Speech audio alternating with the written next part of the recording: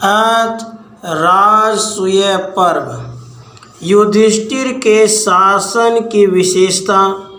श्री कृष्ण जी की आज्ञा से युधिष्ठिर जी का राजसूय यज्ञ की दीक्षा लेना, राजाओं, ब्राह्मणों एवं सगे संबंधियों को बुलाने के लिए निमंत्रण भेजना।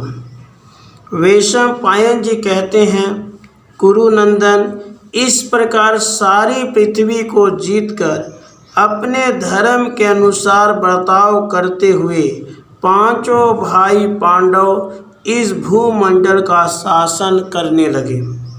भीमसेन आदि चारों भाइयों के साथ राजा युधिष्ठिर संपूर्ण प्रजा पर अनुग्रह करते हुए सब वर्ण के लोगों को संतुष्ट रखते थे। युधिष्ठिर किसी का विरोध न करके सबके हित साधन में लगे रहते थे। सबको तृप्त एवं प्रसन्न किया जाए, खजाना खोलकर सबको खुले हाथ दिया जाए, किसी पर बल प्रयोग न किया जाए, धर्म तुम धन्य हो, इत्यादि बातों के सिवा युधिष्ठिर के मुख से और कुछ नहीं सुनाई पड़ता था। उनके ऐसे बर्ताव के कारण सारा जगत उनके प्रति वैसा ही अनुराग रखने लगा जैसे पुत्र पिता के प्रति अनुरक्त होता है।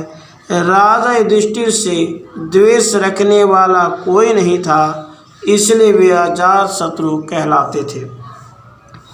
धर्मराज युधिष्ठिर प्रजा की रक्षा, सत्य की प्रपालन और शत्रुओं का संहार करते थे।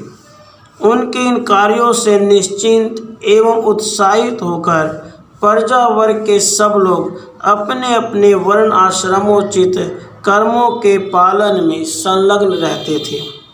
न्याय पूर्वक कर लेने और धर्म पूर्वक शासन करने से उनके राज्य में मेघ इच्छानुसार वर्षा करते थे। इस प्रकार युधिष्ठिर का संपूर्ण जनपद धन धान्य से संपन्न हो गया था। गोरक्षा, खेती और व्यापार आदि सभी कार्य अच्छे ढंग से होने लगे। विशेषतः राजा की सुव्यवस्था से ही यह सब कुछ उत्तम रूप से संपन्न होता था।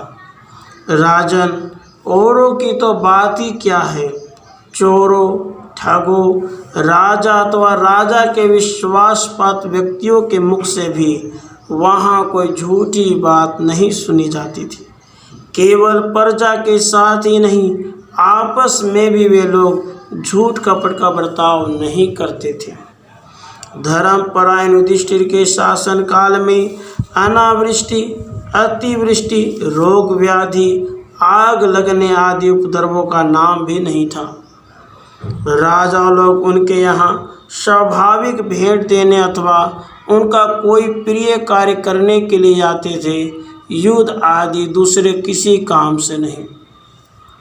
धर्म पूर्वक प्राप्त होने वाले धन की आय से उनका महान धन भंडार इतना बढ़ गया था, सैकड़ों वर्षों तक खुले हाथ लुटाने पर भी उसे समाप्त नहीं किया जा सकता था।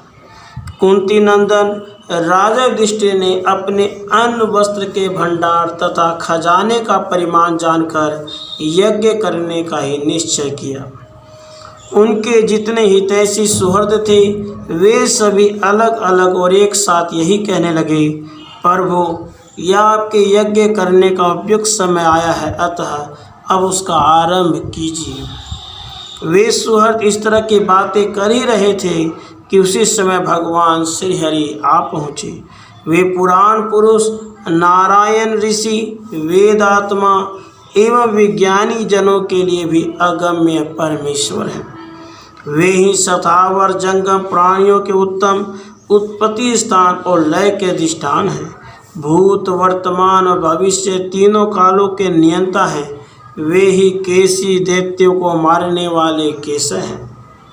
वे संपूर्ण वृष्णिवंशियों के परपोटे की भांति संरक्षक, आपत्ति में अभय देने वाले, उनके शत्रुओं का संहार करने वाले हैं। पुरुष श्री माधव अपने पिता वसुदेव जी को द्वारका की सेना के आधिपत्य पर स्थापित करके धर्मराज के लिए नाना प्रकार के धन रत्नों की भेंट ले विशाल सेना के साथ वहाँ आए थे। उन धनराशि की कहीं सीमा नहीं थी, मानो रत्नों का भंडार लगा हो। उसे लेकर रथों की आवाज़ से समूची दिशाओं को प्रतिध्वनित करते हुए वे उत्तम नगर इंद्रप्रस्थ में प्रविष्ट हुए। पांडवों का धन भंडार तो यूं ही भरा पूरा था, भगवान ने उन्हें अक्षय धन की भेंट देकर उसे और भी पूर्ण कर दिया। उनका शुभ आगमन पांडवों के शत्रुओं का शोक बढ़ाने वाला था। बिना सूर्य का अंधकार पूर्ण जगत सूर्योदय होने से जिस प्रकार प्रकाश से भर जाता है, बिना वायु के स्थान में वायु के चलने से जैसे नूतन प्राण शक्ति का संचार उठता है, उसी प्रकार भगवान श्री कृष्ण के पदार्पण करने पर समस्त इंद्रप्रस्थ में हर्षोल्लास छा गया। नरश्रेष्ठ जन्मेजय राजा युधिष्ठिर बड़े प्रसन्न होकर उनसे मिले। उनका विधि पूर्वक स्वागत सत्कार करके कुशल मंगल पूछा और जब वे सुखपूर्वक बैठ गए तब धौम्य, देवपायन आदि ऋत्विजों, भीम, अर्जुन, नकुल, सहदेव चारों भाइयों के साथ निकट जाकर युधिष्ठिर ने श्री कृष्ण जी से कहा। युधिष्ठिर जी ने कहा, हे श्री कृष्ण, आपकी दया से आपकी सेवा के लिए सारी पृथ्वी इस समय मेरे अधीन हो गई है। वास ने मुझे धन भी बहुत प्राप्त हो गया है। देवकी नंदन माधव वह सारा धन मैं विधि पूर्वक श्रेष्ठ ब्राह्मणों तथा हव्य वाहन अग्नि के उपयोग में लाना चाहता हूँ। महाबाहु दारसाह, अब मैं आप तथा अपने छोटे भाइयों के साथ यज्ञ करना चाहता हूँ, इसके लिए आप मुझे आज्ञा दें। विशाल भुजाओं वाले गोविंद, आप स्वयं यज्ञ की दीक्षा ग्रहण कीजिए। दारशाह, आपके यज्ञ करने पर मैं पाप रहित हो जाऊंगा। प्रभु, अथवा मुझे अपने छोटे भाइयों के साथ दीक्षा ग्रहण करने की आज्ञा दीजिए। श्री कृष्ण जी, आपकी अनुज्ञा मिलने पर ही मैं उस उत्तम यज्ञ की दीक्षा ग्रहण करूंगा। वैशंपायन जी कहते हैं, जन्मेजय तब भगवान श्री कृष्ण जी ने रासु यज्ञ के गुणों का विस्तार पूर्वक वर्णन करके उनसे इस प्रकार कहा, राजसिंह, आप सम्राट होने योग्य हैं, अतः आप इस महान यज्ञ की दीक्षा ग्रहण कीजिए। आपके दीक्षा लेने पर हम सब लोग कृतकृत्य हो जाएंगे। आप अपनी इस अभिष्ट यज्ञ को प्रारंभ कीजिए। मैं आपका कल्याण करने के लिए सदा उद्यत हूँ। मुझे आवश्यक कार्य में लगाइए, मैं आपकी सब आज्ञाओं का पालन करूँगा। युधिष्ठिर जी बोले, श्री कृष्ण जी, मेरा संकल्प सफल हो गया, मेरी सिद्धि सुनिश्चित है, क्योंकि हर्षिकेश आप मेरी इच्छा के अनुसार स्वयं ही यहाँ उपस्थित हो गए हैं। वैशंपायन जी कहते हैं, जन्मेजय, भगवान श्री कृष्ण जी से आज्ञा लेकर भाइयों सहित पांडु नंद युधिष्ठिर ने रासु यज्ञ करने के लिए साधन जुटाना आरंभ किया। उस समय शत्रुओं का संहार करने वाले पांडु को मारने योद्धाओं में श्रेष्ठ सहदेव तथा संपूर्ण मंत्रियों को आज्ञा दी। इस यज्ञ के लिए ब्राह्मणों के बताए अनुसार यज्ञ के अंगभूत सामान, आवश्यक उपकरण, सब प्रकार की मांगलिक वस्तुएं, धौम्य जी की बताई हुई यज्ञ उपयोगी सामग्री, इन सभी वस्तुओं क्रमशः जैसे मिले वैसे शीघ्र ही अपने सेवक जाकर ले आवे। इंद्रसेन, विशोक और अर्जुन का सारथी पुरु ये मेरा प्रिय करने की इच्छा से अन्न आदि के संग्रह के काम में जुट जाएं। कुरुश्रेष्ठ, जिनको खाने की प्राय सभी इच्छा करते हैं, वे रस और गंध से युक्त भांति भांति के मिष्टान आदि तैयार कराए जाएं, जो ब्राह्मणों को उनकी इच्छा के अनुसार प्रीति प्रदान करने वाले हों। धर्मराज युधिष्ठिर की यह बात समाप्त होते योद्धाओं में से सहदेव ने उनसे निवेदन किया, यह व्यवस्था हो चुकी है। राजन, उसके बाद देवपायन व्यास जी बहुत से ऋत्विजों को ले आए। वे महाभाग ब्राह्मण मानो साक्षात मूर्तिमान वेदी थे। स्वयं सत्यवती नंदन व्यास ने उस यज्ञ में ब्रह्मा का काम संभाला। धनंजय गोत्रीय ब्राह्मणों में श्रेष्ठ सुसामा सामगान करने वाले हुए।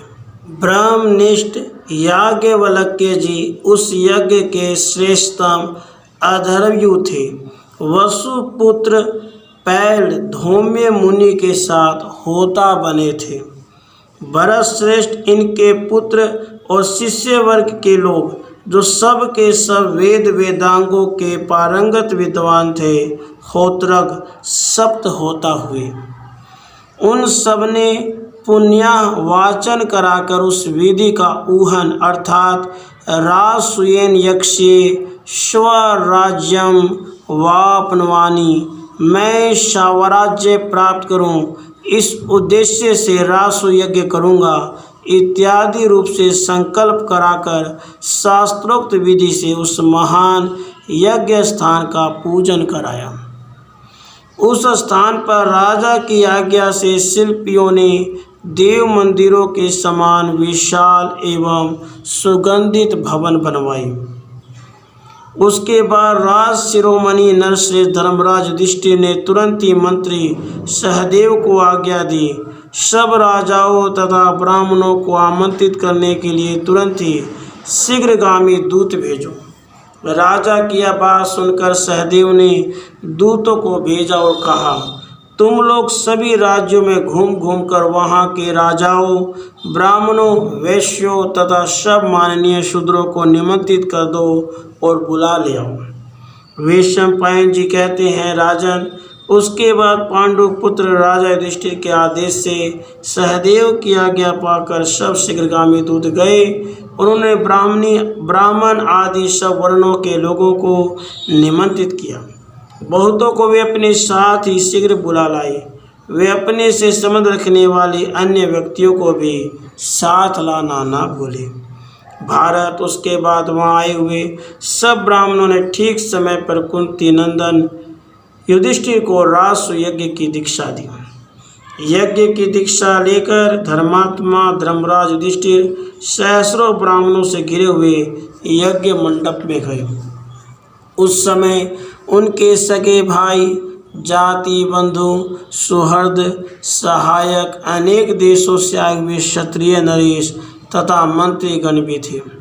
नरश्रेष्ठ युधिष्ठिर मूर्तिमान धर्म ही जान पड़ते थे।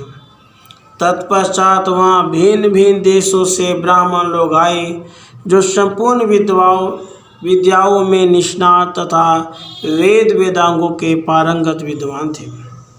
धर्मराज की आज्ञा से हजारों शिल्पियों ने आत्मीय जनों के साथ आए हुए उन ब्राह्मणों के ठहरने के लिए पृथक पृथक घर बनाए थे, जो बहुत से अन्न और वस्त्रों से परिपूर्ण थे और जिनमें सभी ऋतुओं में सुखपूर्वक रहने की सुविधाएं थी। राजन, उन गिरोहों में वे ब्राह्मण लोग राजा से सत्कार पाकर निवास करने लगे। वहाँ वे नाना प्रकार की कथाएं कहते और नट नर्तकों के खेल देखते थे। वहाँ भोजन करते और बोलते हुए आनंदमग्न महात्मा ब्राह्मणों का निरंतर महान कोलाहल सुनाई पड़ता था। इनको दीजिए, इन्हें परोसिए, भोजन कीजिए, भोजन कीजिए, इस तरह के शब्द वहाँ प्रतिदिन कानों में पड़ते थे। भारत, धर्मराज युधिष्ठिर ने 1,00,000 हुए उतनी ही सैयाएँ, 1,00,000 स्वर्ण मुद्राएं और उतनी ही अविवाहित युवतियाँ पृथक पृथक ब्राह्मणों को दान दी। इस प्रकार स्वर्ग में इंद्र की भांति भूमंडल में अद्वितीय वीर महात्मा पांडुनंदन युधिष्ठिर का वह यज्ञ प्रारंभ हुआ। उसके बाद पुरुषोत्तम राज युधिष्ठिर ने भीष्म, द्रोणाचार्य, धृतराष्ट्र, विदुर, कृपाचार्य, दुर्योधन आदि सब भाइयों एवं अपने में अनुराग रखने वाले अन्य जो लोग वहाँ रहते थे, उन सबको बुलाने के लिए पांडुपुत्र नकुल को हस्तिनापुर भेजा। इस प्रकार श्री महाभाषा पर्व के अंतर्गत रासुई पर्व में रासुई दीक्षा विषयक 33वां अध्याय पूरा हुआ। राधे कृष्ण, राधे।